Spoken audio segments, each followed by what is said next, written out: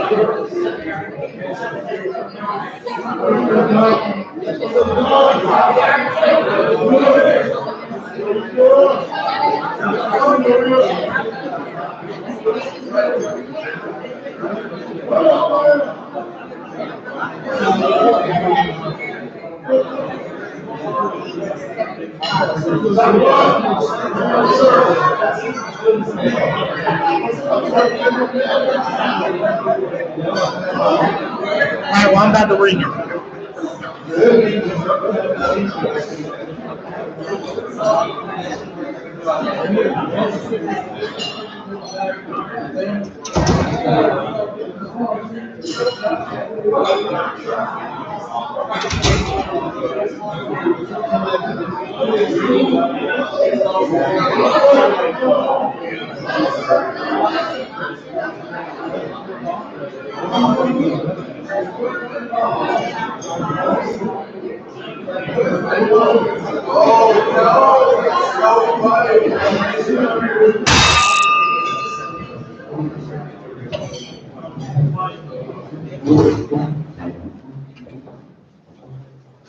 Good afternoon, welcome to the Rotary Club of LaGrange. Please join me in the Pledge of Allegiance, followed by the invocation by Trey Long.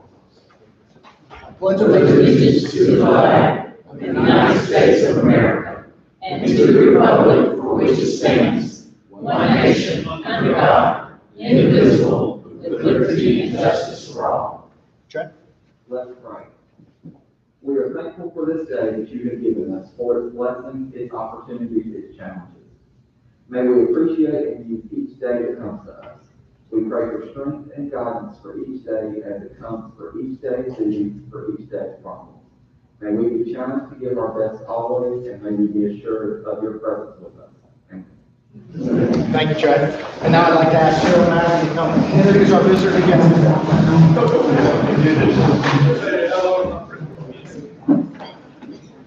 Good afternoon. Today we have the Rotary Club here to visit us today. When I call your name, can you please stand? We have Chase Davis, who is the president. We have Andrew Cunningham, who is the VP. And we have Jada Strickland and Annabelle Stout.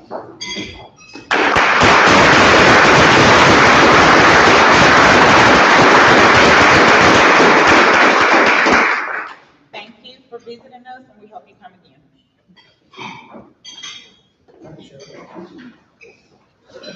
And thank y'all for being here. We're really glad to see y'all. Anytime you can join us, you're more than welcome. Now I'd like to go through our birthdays and anniversaries for the week. Let's see. Martha Allred has a birthday on the 29th of October, and Carlton Wood has a birthday on November 1st. Member anniversaries, Curtis Brown on November 1st, 4 years. Bob Ellis on October 30th, 30 years. And Jim Kilbrew on the 27th, 39 years. So congratulations to all those guys.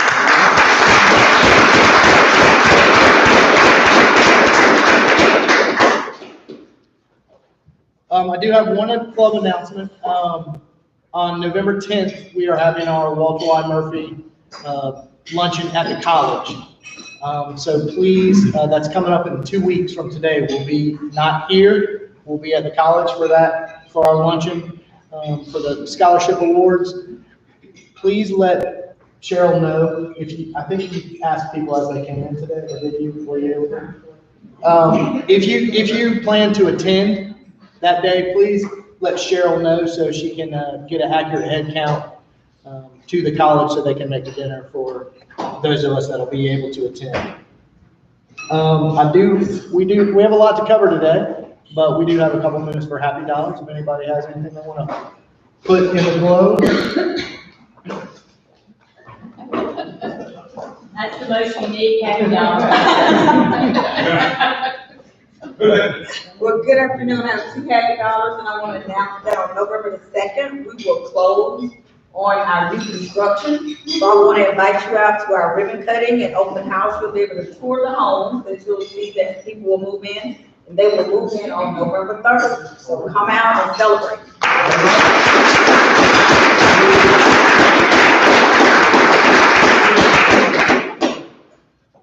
Two happy dollars.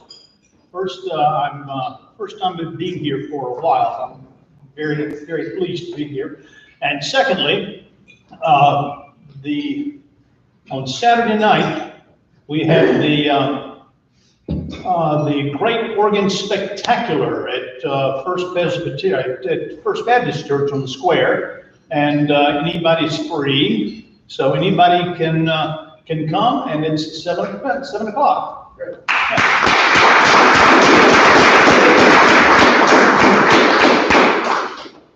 LSPA has Shadowlands opening next week. It's a love story about C.S. Lewis, the writer.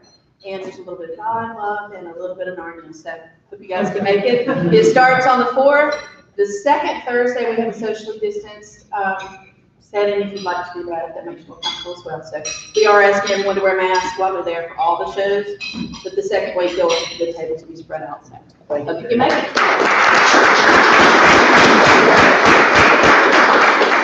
Thank you, everybody. Before we put our guest to work today, I'm going to ask Susan to come up and introduce her, please.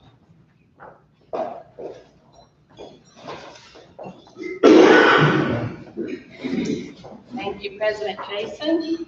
Our district governor is on a whirlwind tour this week, not to mention a whirlwind tour this year. I know she's already been several places and going several more, but yesterday we were at Meriwether County for lunch, and then last night Harris County hosted a reception in her honor, which was well attended. And then this morning at 7:45 we were in Harris County for their morning meeting and then board meeting, and then of course she's with us now. So she has a very distinguished bio, so I'm going to read it so I don't miss anything. Mary lived and joined the Rotary Club of Dougherty County, Albany, Georgia in 2002, serving in several capacities before becoming president in 2009-10. At the district level, Mary has served as an assistant governor, an AG trainer coordinator, multi-district PETS facilitator, and district branch chair.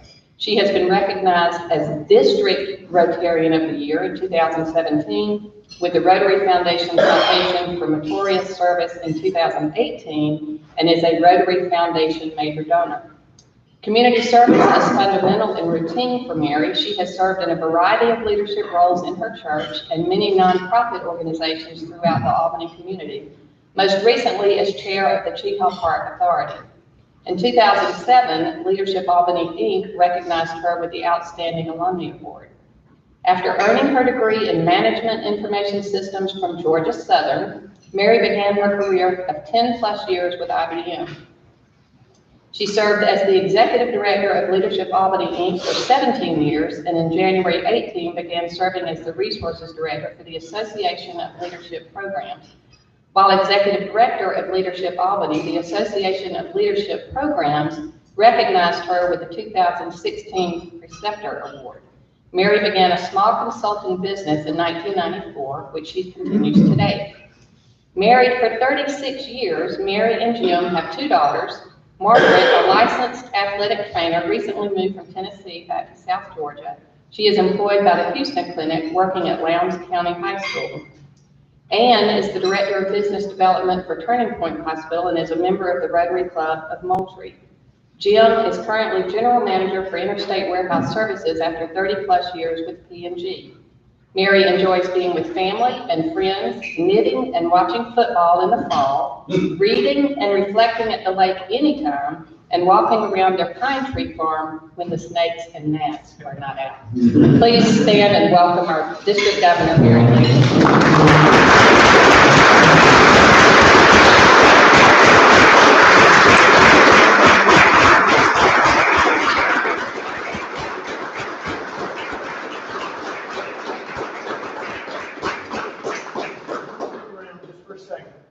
before you speak, I'd like to call on Cheryl and Tabitha to come up, and we will induct Tabitha, and you can read the four-way testimony. Y'all, please sit down.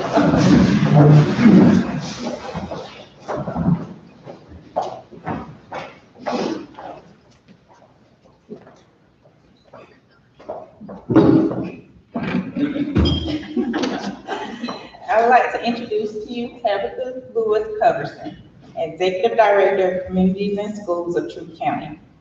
Tabitha was born in Macon, Georgia, but raised in LaGrange, and after living in Stone Mountain and Douglasville, she moved back to LaGrange permanently in 2012 and currently lives here with her husband, Shedrick Coverson. They have two daughters, Taylor 25 and Madison 19, and a shorty Sophie, who is 3. Like most of her family, she's a graduate of LaGrange High School. She attended the University of Georgia and then finished her studies at LaGrange College to earn a Bachelor's of Business Administration in Economics, followed by a Master of Public Administration from Troy University. For the last 9 years, she has served as Executive Director of Communities and Schools of Georgia in Troup County, as well as Muscogee County, which was added in 2018. After spending over 8.5 years in various roles with the state of Georgia in the Department of Labor, Vocational Rehabilitation, Disability of Education, and Behavioral Health in the Metro Atlanta area. She decided to focus her efforts in the community, where she grew up with the goal to strengthen communities and schools of Georgia and Troup County by expanding its footprint to serve more students and families. She also serves on the Visit LaGrange Board, Troup County Strategic Planning Board, and the Troup County Educational Task Force. When she's not working, she's reading, writing, doing speaking engagements, helping to bring awareness about multiple sclerosis, serving with her sorority, Alpha Kappa Alpha, and spending time with her family. Let's welcome Tabitha Lewis Coverson.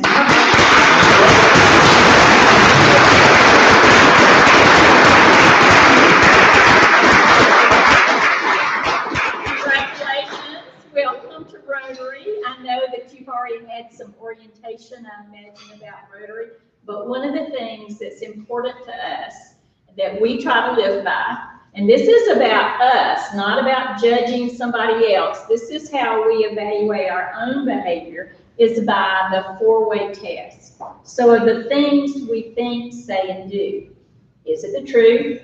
Is it fair to all concerned?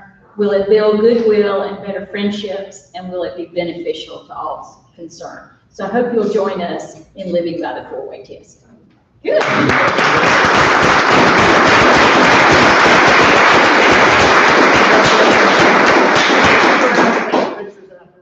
Welcome you. Does this go with her too? I'll give it. Okay. Cheryl.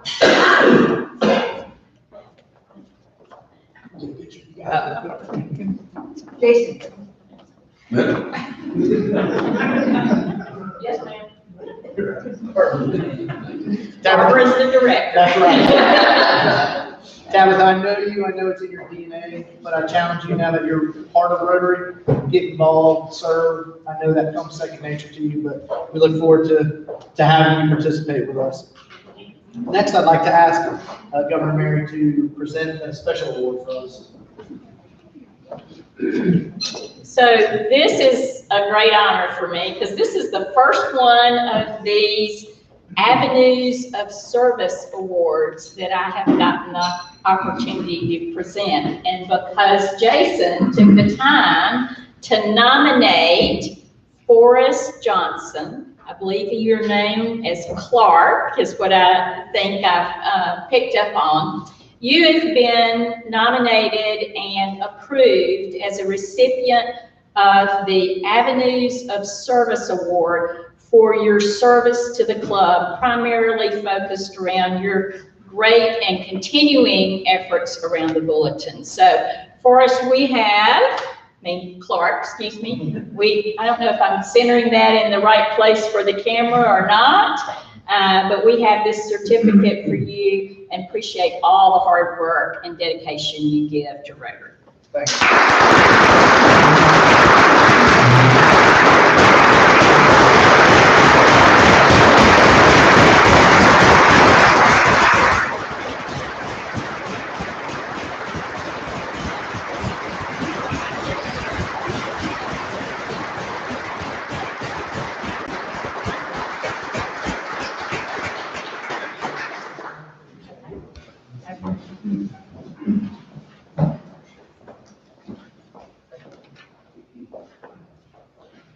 And then, Governor Mary, there's just one thing that I want to tell you about the Walter Y. Murphy Scholarship Fund that we have here. About 25 years ago, when our club was approaching our 75th birthday, we were seeking some anniversary type of special project that would benefit the entire community.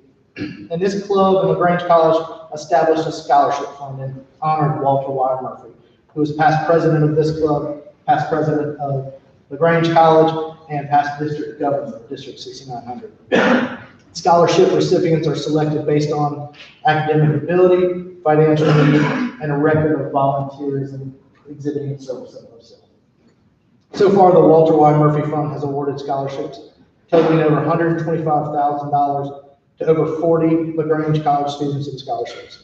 Additionally, we have over $400,000 in endowment assets and are still growing. And so, in keeping with our tradition of having awarded the Walter Y. Murphy Fellowship to every district governor since 1999, the Rotary Club of LaGrange is very pleased to have made a contribution in your name and present you with this Walter Y. Murphy pin and certificate.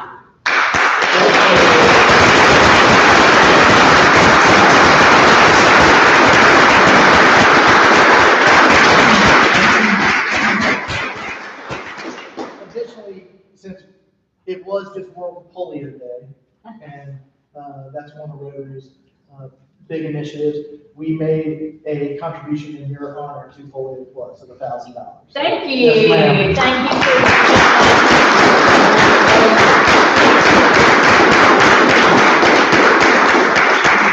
you. Wow, what a generous group. I appreciate that. And the honor for donating scholarship money, that's pretty cool. And appreciate your contributions to end polio. My background is in facilitation, so I'm accustomed to walking around the room and asking questions and getting people to participate with me. So, okay, I'm gonna lock down behind the podium. The mic is, So, I would appreciate if you will engage with me, because I'm going to ask some questions. You may not know the answer, but play along. Please don't let there be crickets. And you might not have the exact answer, but engage with me in this, please. I have them all now. Okay, so Susan, you want to come do the rest of this? That means I would love to sit down and not be the speaker. So, what is Rotary's vision statement? Does anybody know what Rotary's vision is? And you might not have the exact words, but I bet you can get close on the concepts. So work with me here. What do you think our vision is? Somebody besides Susan has to speak. And I'll start calling on people because I do know a few names. Anybody? World peace. World peace. That's one of the common ones we get. And, you know, we do have a focus on world peace. It's peace and understanding is one of the Rotary Foundation's 7 areas of focus. So good job. Not the vision statement, but it's incorporated in it. Anybody else want to take a stab? Promoting justice. Promoting justice, that could fit with some of our social efforts. Okay, what else? Creating a better world through service. That we're getting close. Creating a better world. Service above self is our motto. That's the official. The motto, service before self. It must be included somewhere. That is our official motto. All right, so let me just go ahead and give you the answer. So our vision is together We see a world where people unite to create lasting change in the world, in our communities, and in ourselves. We're about creating change. The short way to remember it is together we create change. We're about creating change in our communities. We're about creating change in the world around peace or justice or a number of areas. But it's about creating change. It's about creating an impact. And so the Rotary Foundation has updated their strategic action plan in the last couple of years. And it's a pretty well-kept secret, unfortunately. So I want to share it with you because this is what Rotary International is focused on. This is what our zone is focused on. This is what I'm focused on as the governor for the district. And you as a club, this is your strategic action priorities. And then how you carry these out in your club is what your strategic action plan is. So the first item that we're focused on is to increase our impact. All right, here's another question. What is Rotary known for in terms of impact? Eliminating polio. Okay, good job. That is what we are known worldwide for. We've been working on it since the 80s. We're still this close, but it's getting better all the time. Increase our impact. So now what we want to do is build on that legacy of increasing our impact globally and associated with polio. And what can you do locally that you can be known for is your impact in the community? You know, what are your projects focused around? What do you do that you can quantify and tell the story about the impact that your activity had? Because we can do a lot of stuff. You know, we can do a lot of good work, but if we're not focused on what the impact is in the end, it's just good stuff. And we've got to tell the story about the impact we have. I know you've been given books for years, but there's an impact story to go along with that, of how you have changed lives in Troup County. Have I got that right? in terms of literacy and how that has probably impacted education in the community. So think in terms of the impact you have and the story to tell around that. Now the second, now every district governor, and some of you have been around a while, so you know this, comes and talks about two things. What are they? Say it louder. Come on, you got the right answer. Membership. And what else? Foundation. Yes, y'all got it. Your smart group. I call that the M&Ms, money and membership. So increasing our outreach, expanding our reach is really the right words, is about increasing our membership. We've got to grow in order to continue to have this great impact that we've been having. Do you know that the district has not grown in membership in total since 2009?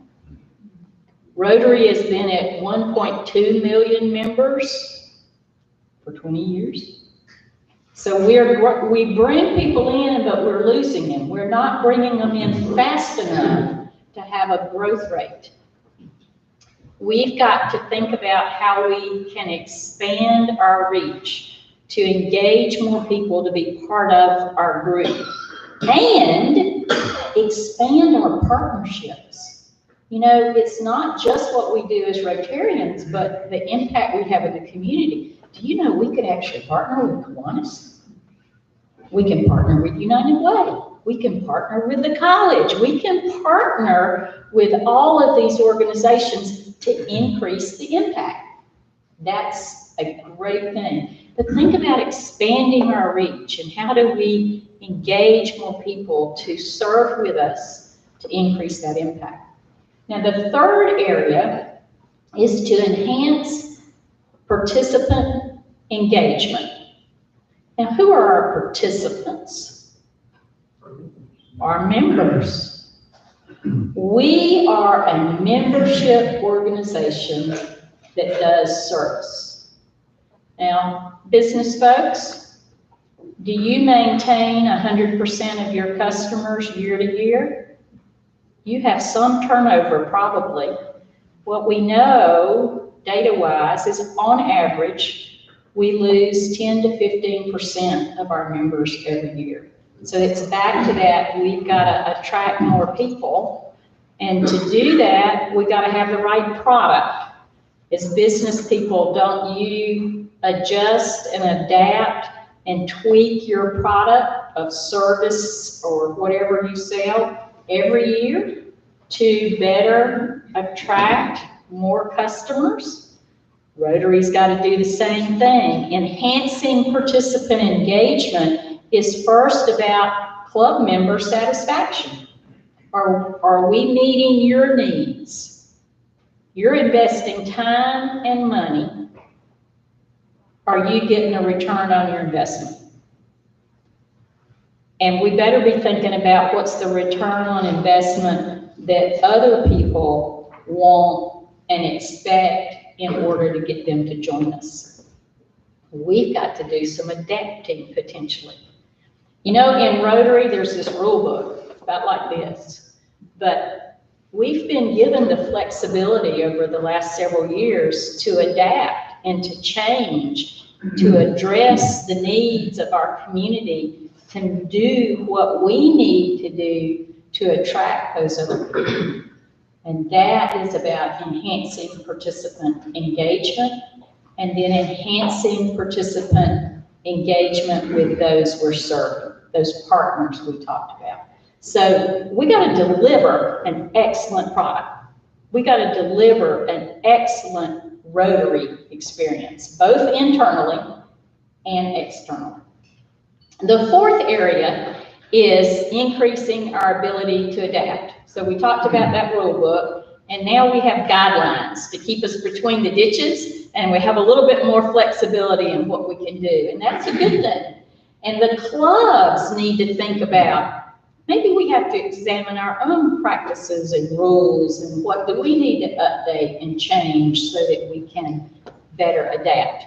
Okay, next question. History buffs.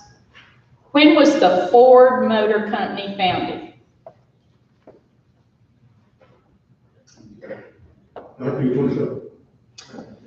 Good guess. 1903. 1903. And what was the first vehicle they produced? Model A. Okay. And how many model vehicles have they had since then?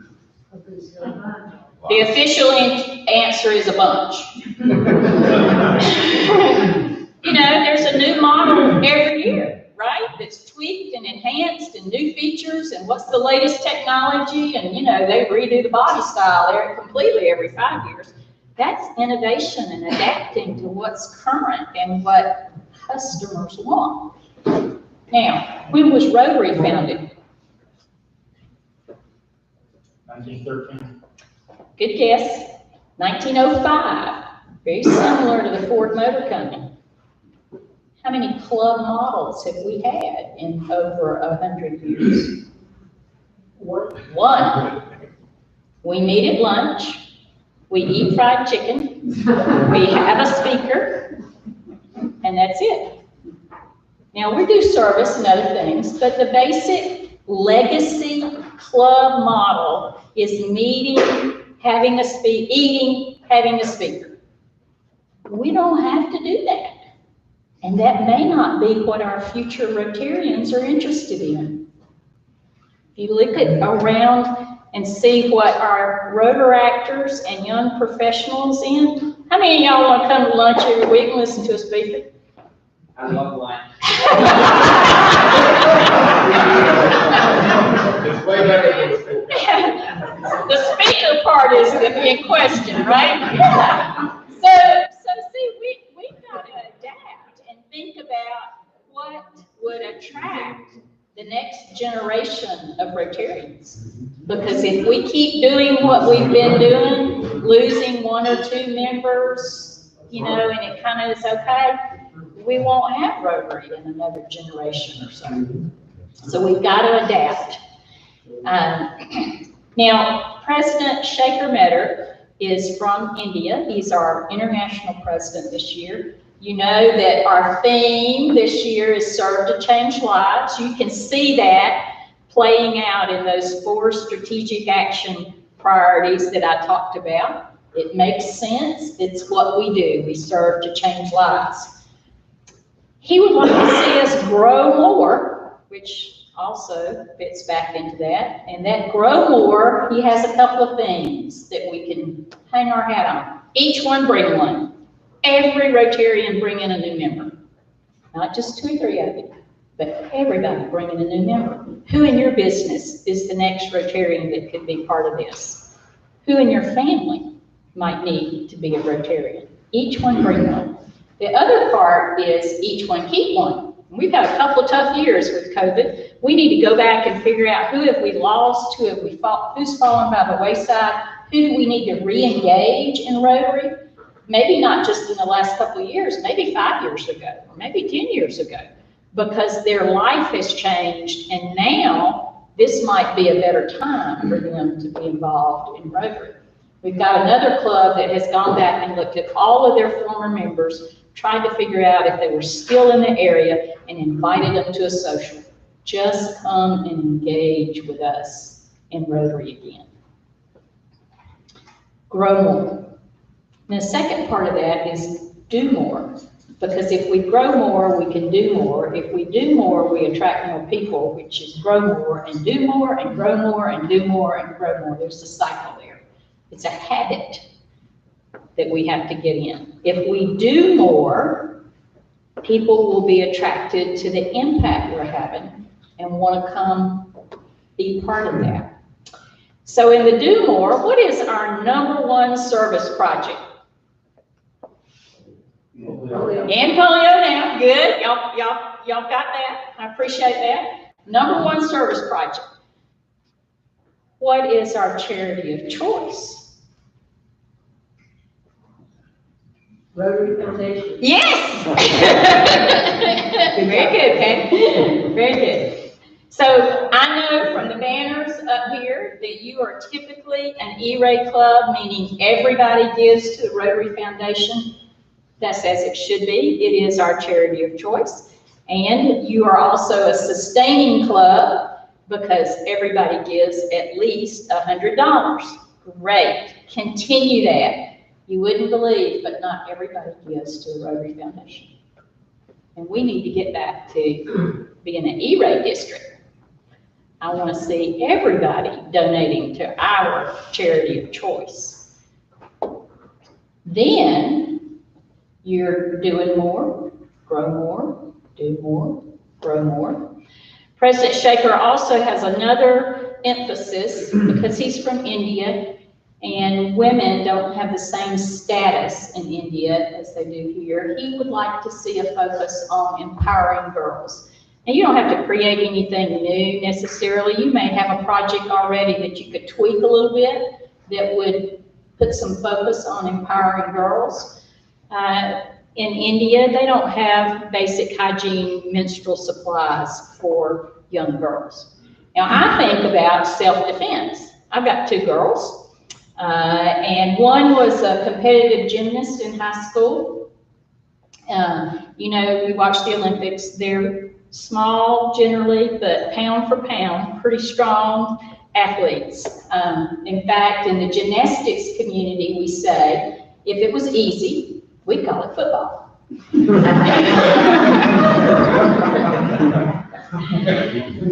My favorite, t-shirt, sweatshirt that she had a picture of a gymnast on a balance beam. And it said, I run like a girl, I jump like a girl, I tumble on a 4-inch wide beam like a girl. Girls are strong. Girls need, in some cases, encouragement and empowering to take care of themselves.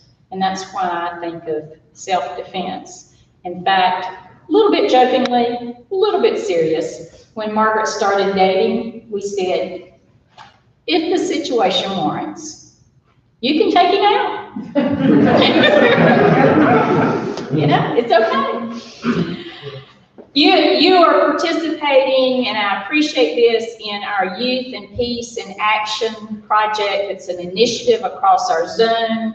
We have 57 high schools and youth serving organizations in the district participating in this effort to educate our high school students on how to become peace builders, how to work in a framework where they can work through differences in conflict and perspectives and values and still work together to produce projects that create change in the community. And Barbara, thank you so much for your work with Interact. This is really focused initially in Interact, but it is open to every high school student that is sponsoring. And is it Truth County High? Okay, I want to make sure I got that right, is participating in this.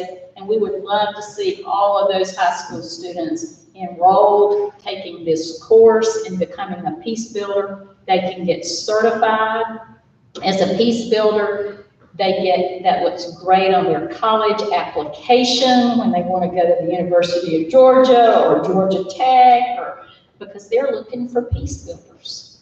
And they can go on and take an additional course and become certified in leading a peace building project. Now that looks good on your college application too. And we need people that have leadership skills and have the ability to work through and analyze issues and problems and develop solutions. So thank you for participating in that. Now, just like I'm asking you all to adapt, the district has to adapt as well. I'm open to questions, comments, suggestions that you might have for me around what the district needs to do to adapt.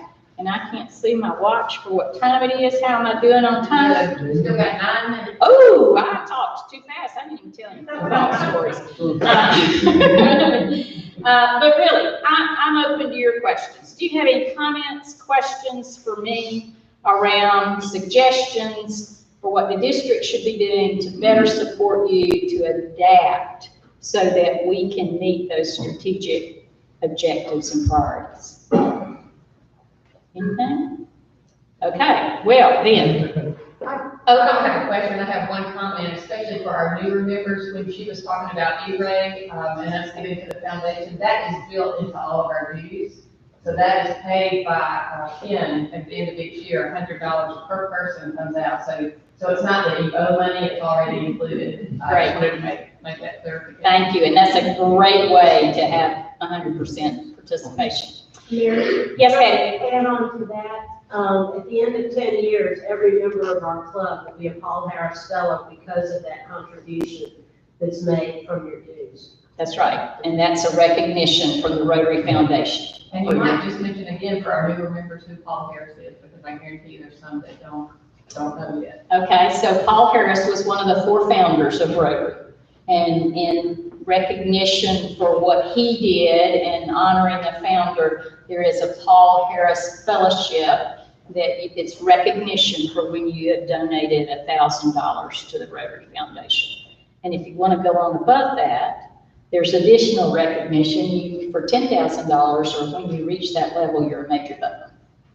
So, all right, then, if you don't have any questions for me, oh, yes, sir. For a long time, this club has been so effective in this community and in our region. However, I would confess that we have just a few times dabbled in international projects with Rotary. And I'm aware that there were some changes in the last very few years about the financial structure of that and how it all works for this club. Could you update us on what that is like now, just in case we decide not to only dabble with the club? I certainly can, but now you're going to test me on my numbers, aren't you? Okay. So, but several years ago, the Rotary Foundation really got into global grants, which is what you're referring to. And you can establish a project that you would like to do with an international partner, and it's a global grant. You put up some money, and we would have the district put up some money, and the Rotary Foundation matched that money at a certain dollar level. And we have become so successful that we're using all of those funds up, the interest, not the principal. And so the foundation has had to change their matching policy and won't match as much as they used to, but they still do match some. So that's what you're addressing in terms, it sounds bad, but it's really because we have been so successful, where everybody is kind of on the bandwagon with how do we maximize our impact by getting dollars from the Rotary Foundation above just the district grant dollars that come to you. So I encourage you, if you've got some interest and ideas in global grants, that places where you would like to serve or issues you'd like to address, Ann Glenn is our district grants chair and can help you with that and help find partners if you're interested in that. You can also go to Rotary.org and sign in to the Rotary Showcase and get a lot of ideas about service projects, both locally and internationally. I have a question. Yes? It's more of a personal question, but when your year has ended, how will you measure your success? There's two really critical pieces that every governor is measured on. And one is how much weight they gain, and the second one is how many tickets they get. So the goal is 0. But seriously, our number one priority is membership. And as I said earlier, the district is in a decline in membership overall since 2009. I want to see us gain members and gain a lot of members, not just 1 or 2. We used to be in the 42, 43, even approaching 4,500 members in the district, and we hit below 3,900 this past year. Now, some people will say that was due to COVID. The data tells us that's not actually the case. On average, 10 to 15% are going to leave. It just happens, life happens. But with COVID, we lost fewer members in the last 2 years than we have on average in previous years. COVID was a good excuse, an acceptable excuse for us in the South, and we're polite, to say, I'm no longer going to participate because of COVID, but it really might be more of, you weren't giving me a good return on my investment. So membership is the number one issue. So my follow-up, because that's what I thought you were going to say. the pounds and the tickets. That makes sense too. There's just study after study after study, and all of us who deal with boards locally know that, you know, the generation of people that are coming on don't want to join boards. They're willing to come in for a task, work on a project, feel good about it, and go away, but they don't want to do anything that's weekly, monthly, you know, blah, blah, blah. And while it's easy to say, let's make it more interesting, if that is truly their model of life, what kind of conversations is Rotary having about how to incorporate people into Rotary that have that philosophy? Because it sounds like it's the whole generation. So coming back to that, the rule book, we've gotten much more flexible. And one of the things that you have the ability to do is set different kinds of members for your own club. You could have a young professional category that maybe costs less, because we know that that can be an obstacle for younger folks. Time is the other obstacle. Generally, they want to serve, but they don't necessarily want to invest an hour to come eat lunch and hear a speaker. So you can change up your whole method of how you operate. We've got clubs that are changing to say, out of the 4 weeks of a month, 1 week is a traditional legacy club meeting. Speaker, food. Second week is their week to do a service project. And maybe they meet on Wednesday and do that as part of their meeting, but maybe that's a Saturday morning event or a Thursday night event. I don't know. Whatever the service project calls for. The third week, they might do a social. Might meet at the local bar at 5 o'clock. It's an opportunity to attract a younger group and maybe informally talk about Rotary and what we're doing. And then the fourth week might be their whole club planning session. They meet in committees while they're here. They plan the next service project, whatever. It's those kinds of adjustments that you have the ability to be creative about so that you can attract them. The other thing is satellite clubs. Now, this is the way to grow, I believe, because this does not fit everybody's time commitment anymore. But you can have a satellite club created by just 8 people that meet at a different time. And they set whatever their program is. They may only meet once a month.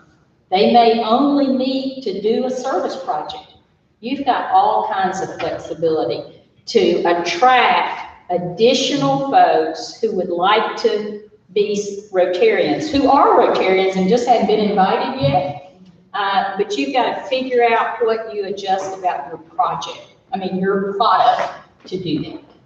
So I suspect I'm running out of time now, and I got one more thing. You've got postcards on your table that tell you when we are having district conference. We are back in Sandestin. We are full blown this year. I hope you'll plan to join me in that and celebrate success. And I have a couple of gifts. So on your postcard, you might see a silhouette that is recognizable that goes along with this little parrot head. During my year as governor-elect, and we had training, and I called them pop-ins, and we actually are continuing monthly or quarterly or whenever I can fit it in the schedule, pop-ins.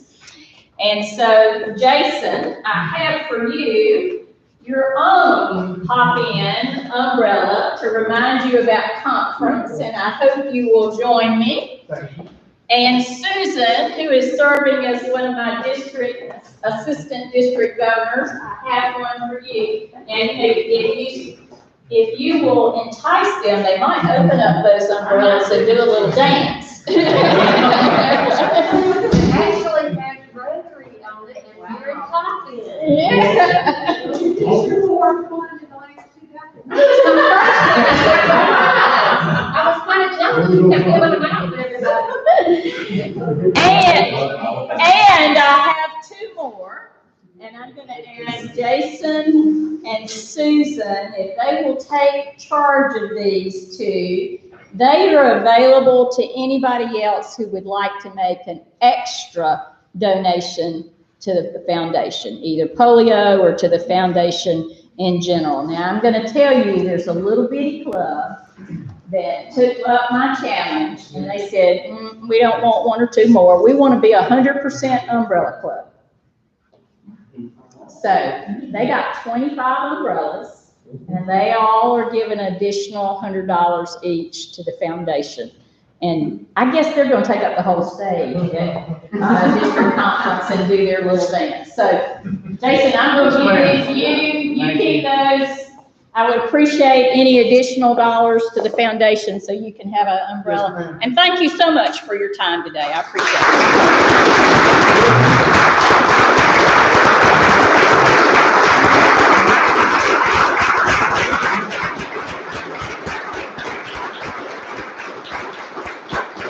Thank you so much for being here. Thank you for your service, your years of service, and thank you for your leadership. You are just doing a fantastic job. You've helped me a ton, and I appreciate it.